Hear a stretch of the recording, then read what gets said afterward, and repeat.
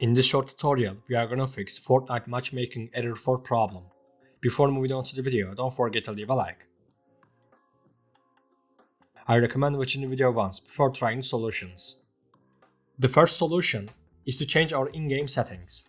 Some changes we made can cause us to get this problem. First, we set team fill to no fill. Then we scroll down and click on custom key. After doing that, we make sure that this section is empty. Many people on Reddit have shared that the custom key is causing the problem. Delete the custom key and then click accept. After that, click on profile from the top and open menu. Then click on settings. Click on game from the top. What you need to do here is select the region with the lowest ping if the matchmaking region is auto. If not, set the matchmaking region to auto. After doing this, click apply. The last thing we need to do is turn on crossplay. If you are getting the problem on Xbox or PS, you need to do this step as well. To do this, press guide button and go to profile and system, then open settings. On the left side, we go to account and click on privacy and online safety. We enter our password and continue.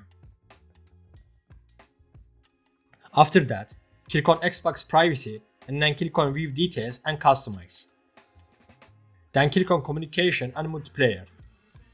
Then we set you can join cross network play to allow. This was our first solution. Now we can check if the problem is solved or not.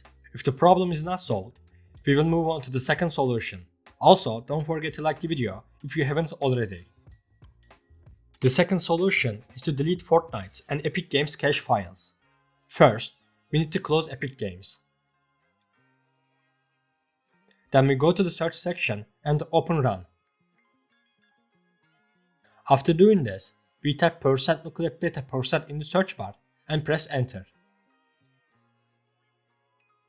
In the folder that opens, we find Epic Games Launcher and delete it.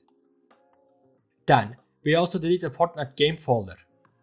This will not damage Fortnite or any of our other games. We will just need to log back into Epic Games. We have cleared the cache files of Fortnite and Epic Games. Now, you can check if the problem is solved or not. If not, we will move on to the final solution. The third solution is to delete and reinstall Fortnite. Sometimes uninstalling and reinstalling can solve this kind of problem. After uninstalling Fortnite, you can reinstall it and check if the problem is solved or not. We have come to the end of the video. I hope one of these solutions fixed your problem. If the video helped you, don't forget to like the video. You can also subscribe to my channel to support me. Take care and see you in the next video.